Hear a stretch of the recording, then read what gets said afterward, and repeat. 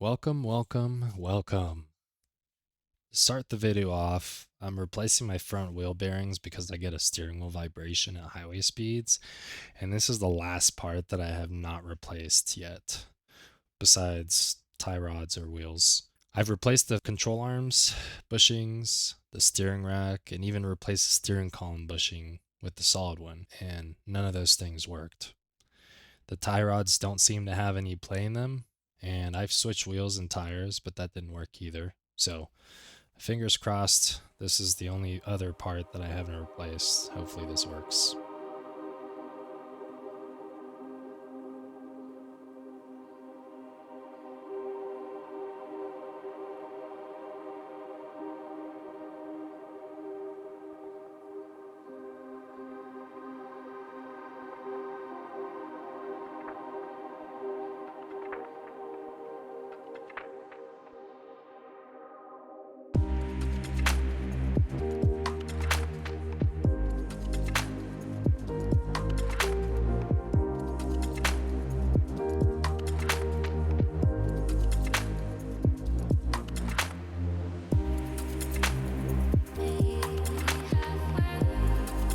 What I'm holding here is half of the bearing that was stuck on the hub. At first I thought about cutting it using the cutoff wheel, but that wasn't working super well and I didn't want to damage the hub itself. So I took a step back and decided to use the hub puller, and that worked perfectly actually.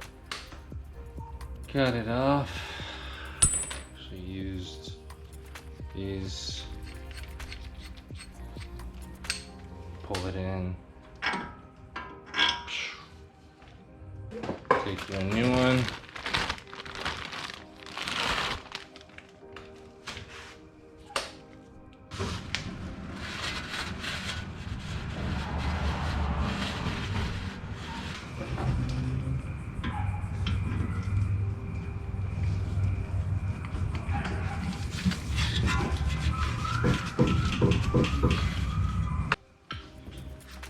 Grab a piece of wood here.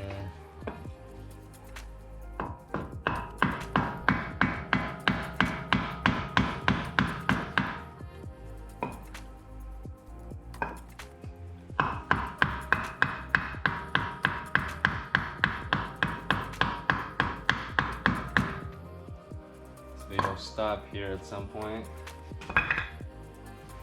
Should have enough. Put this on.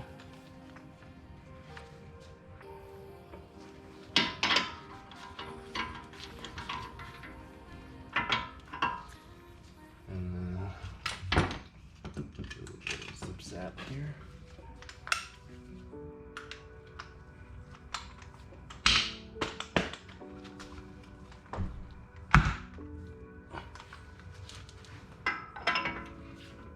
Notice here that I'm tightening and loosening the nut multiple times to make sure it seats the hub properly all the way back before torquing it down. Same thing when it's time to use a torque wrench. Torque at the spec once, loosen it, and then do it once more, just to make sure you're torquing it all the way back. Then you want to use a torque wrench.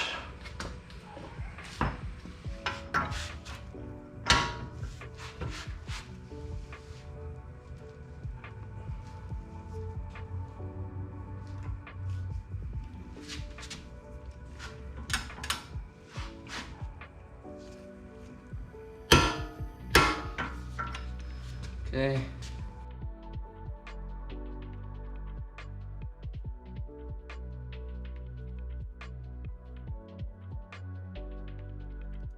I didn't record the other side, but it's rinse repeat. Now it's time to move on to installing the oil catch can. I bought this Evil Energy catch can as a temporary solution for now because I wanted to drive the car as soon as possible, but it actually works really well for the price. If you look at one of the shorts on this channel, you'll see how much crap was accumulated by it, so feel free to pick it up until you can save up for a Radium Engineering one or something.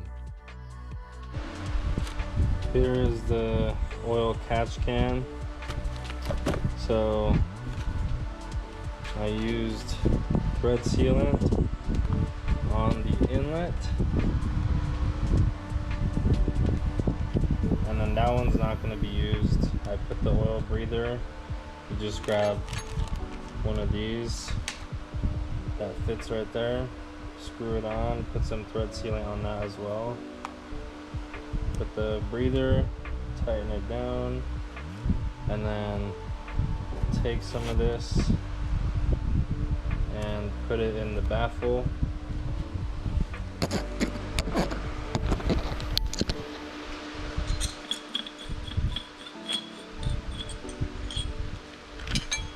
In here.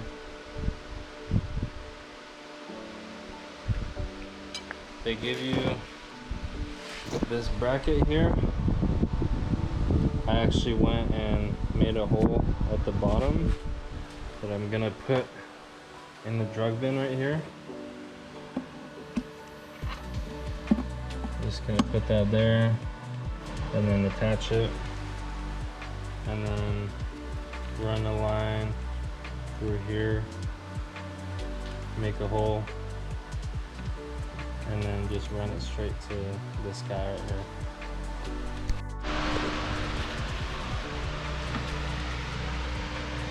Drill the hole through, and we'll go across to here. I'm gonna use some vacuum hose to protect the line from getting cut over here. And we'll go right here.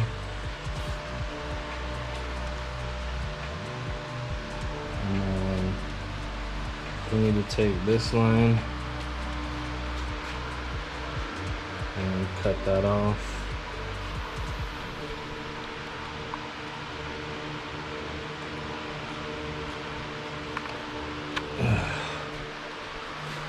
Cut off this piece right here.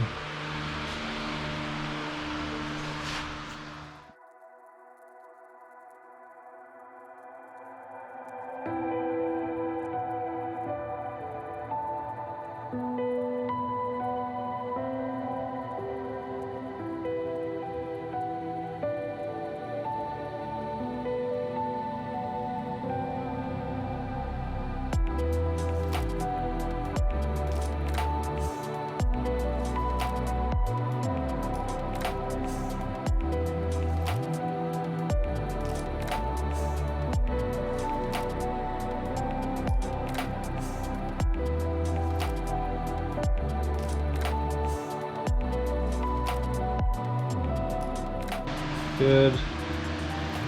Looks really good. So we're gonna connect that to the hose.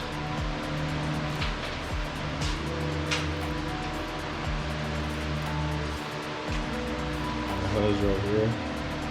Just gonna plug that in there. We need to get the proper length though, so I'm gonna have to cut this off at the right length. I'm gonna measure the hole first actually, so I don't fray the hose when I pass it through.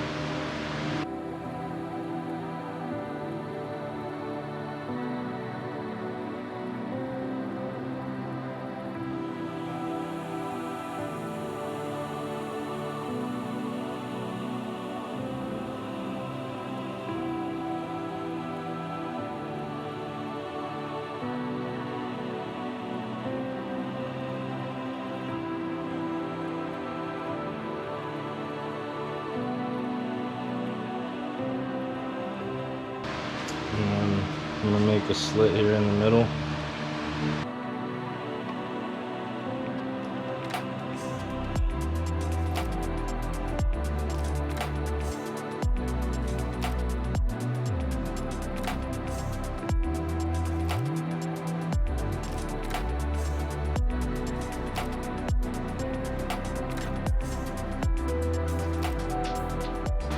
Okay, that way we can pass the barrier through it.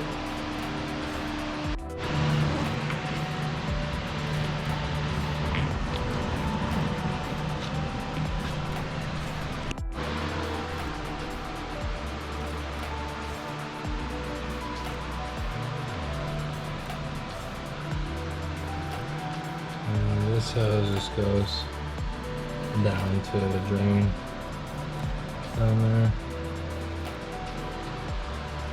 That's it.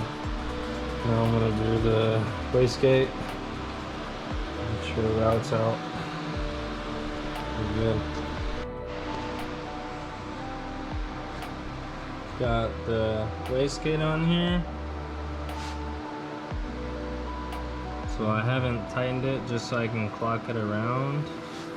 And let's see, actually the factory dump pipe doesn't fit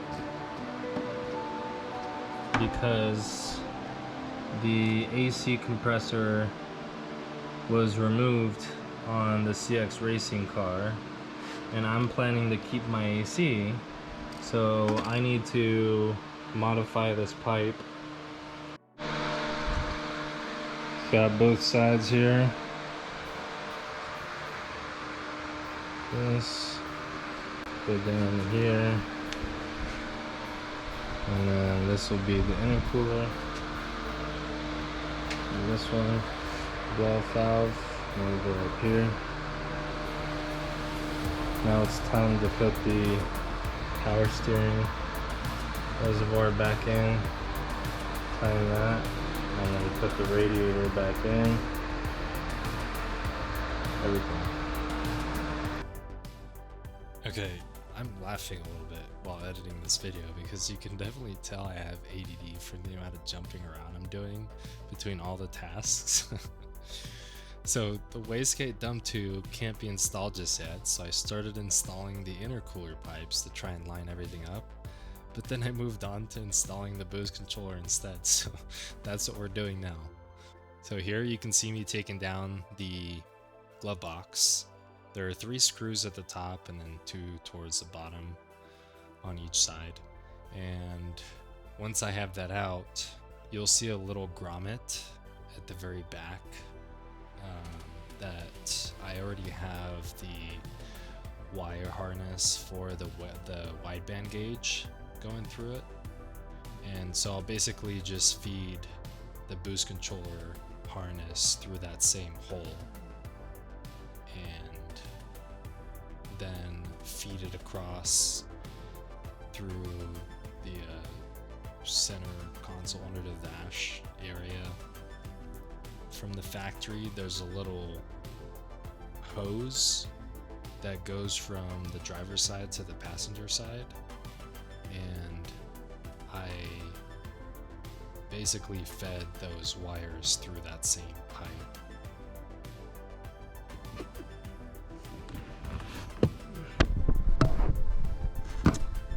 This is where I passed in that other cable here.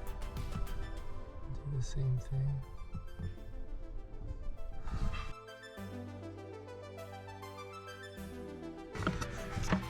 Pass that through to the other side here.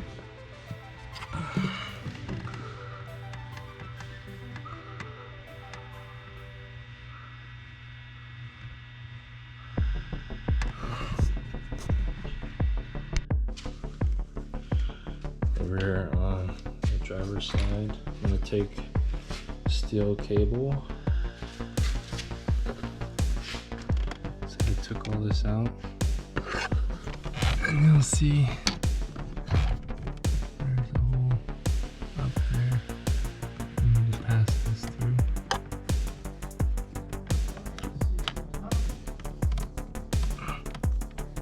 I'm gonna pause the video right here because you'll see in the moment I made a mistake by feeding the wire behind the tube instead of through it. This gray tube is where you should be feeding it through, not behind it like I'm doing right now.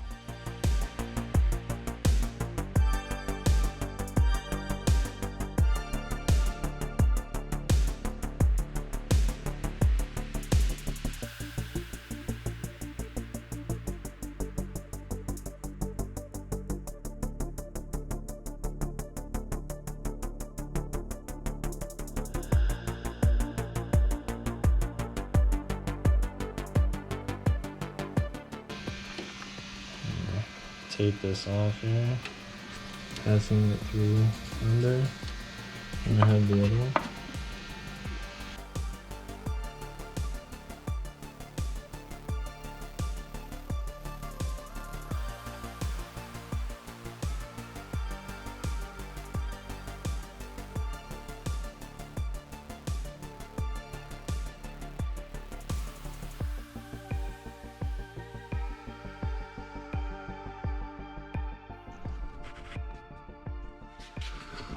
Now I got this wire through here, so I'm going to get all these out here. So, grab that steel hanger, get the wire connected to it, and tape it together here, and then I'll feed that through, pull it back, and we should be good.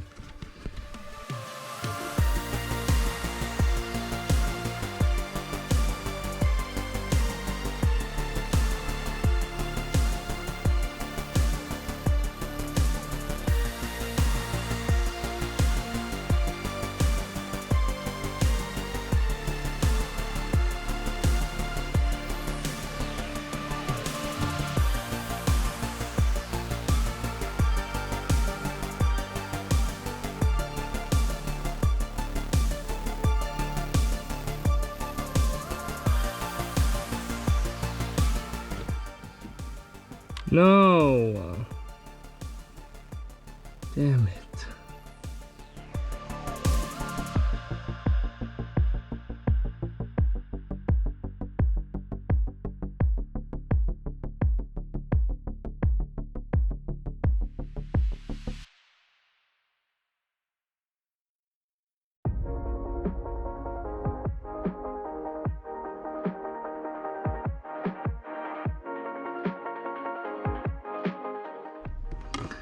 Yes!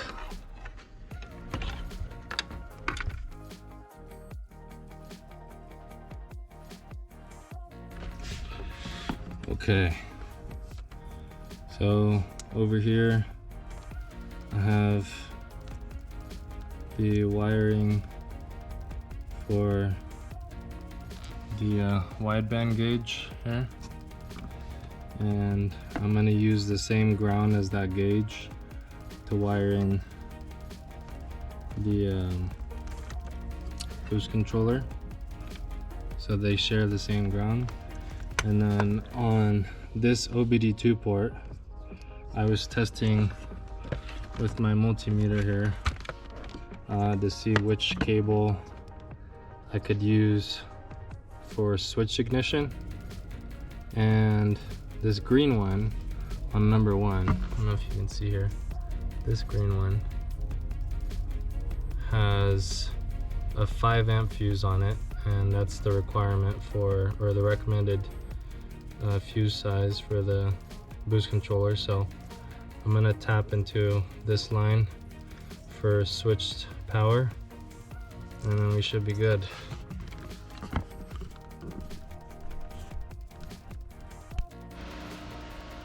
All right, it's all done. We got that ground in the same ground as the gauge I already have. Not this one.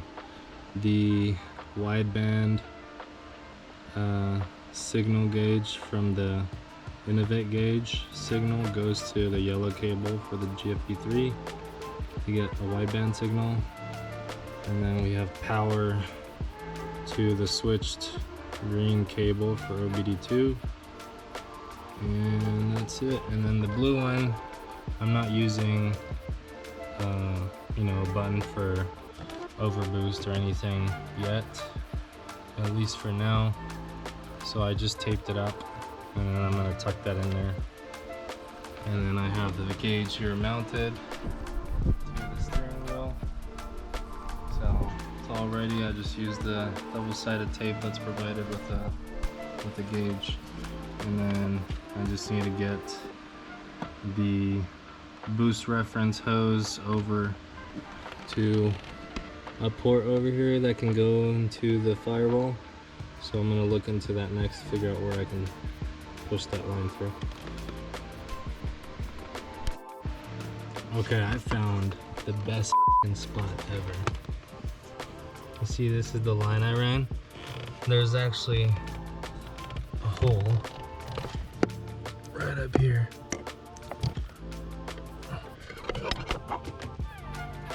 Right through here. That goes up into the DME box. So I ran it to the side right here. You use that little connector that they give you, brass connector, to connect the main hard line to this 3/8, and then I'm tucking it up here with the other wire to keep it clean. Yep, like that. And then run that. I gave it a little bit of slack just in case, because things move around. I don't want it to get caught. And just so the line never gets taut. And then over here on this side, you'll see that it actually opens up down there. So you don't have to make any holes. It's an existing hole, came up. I made a hole into this wiring harness so you can put the cover, close it, and have the wire or the vacuum line go through. Route it through behind this so that you can still have the cabin air filter that slides in. Route it behind, it's not taut, it moves a lot. And then I'm gonna tap into this vacuum line right here, T. Pull that out. This one. So put a T here, connect it back. That should be good. For the boost solenoid, the recommended setup for an external gate is to use these two ports and then to just leave this one open. A lot of people won't do anything and just leave it open, but they actually make these little filters that just go into this right here. It's just a 1/8 NPT, just like the other parts. So you can screw this in. I'm gonna put some thread sealant here on the ends and then just tie them in. And then I'm gonna connect them. I'm gonna put this, make a bracket here to put the boost controller or the boost solenoid here, and then wire the lines to the turbo feed and then the wastegate ports. Good. So we got the little T here. So I grab the line that goes over here. It tees into this, goes into the vacuum rail, and then this is the fuel pressure regulator line. So just connected everything here. That's looking good. Then I went ahead and wired based on an external wastegate setup. So you can see the port configuration. So I installed the max solenoid right here. Wiring ready. Goes down into there. And I have plumbing done according to the configuration. I have a T into that. And then for now, I put a zip tie here, but I'm actually gonna make a bracket so that it can hold properly. And then now I just have to put zip ties on everything and we're good.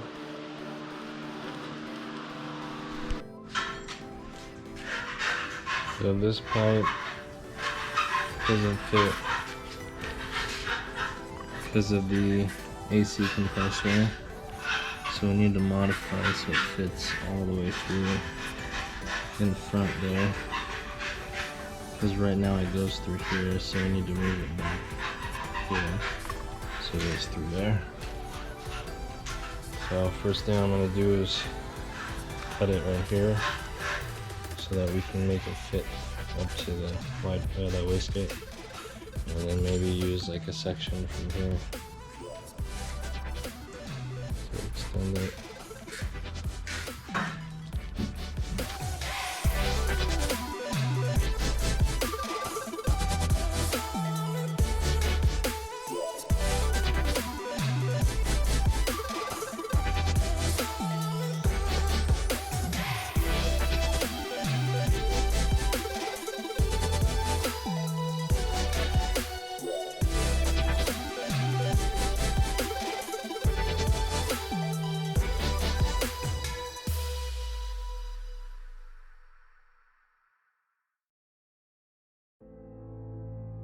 Although I didn't show this, I eventually had to shop weld the rest of the dump tube together since I didn't have a TIG welder and didn't want rusty mid welds on that pipe, so I went ahead and had the shop do that and then test fit it, made sure it looked good.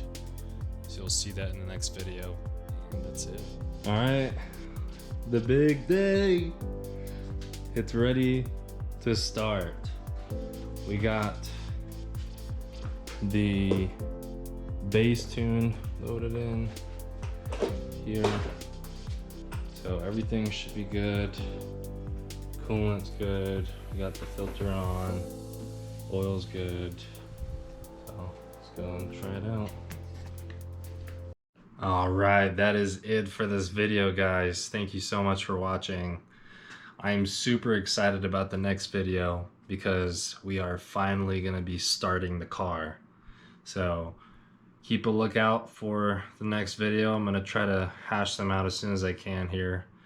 Come back from the holidays. We got a bunch of stuff going on. I'm super busy with work too, but try to get that one out. It's an exciting one for sure. So next up we'll be installing the intercooler, filling up oil, putting coolant in, and then just putting the car, the front and back together, and then starting it, getting it tuned. And yeah, I mean, it's a lot of fun. So if you like this video, hit a like. If you want to keep watching this series, go ahead and hit that subscribe button. And yeah, I catch you guys later.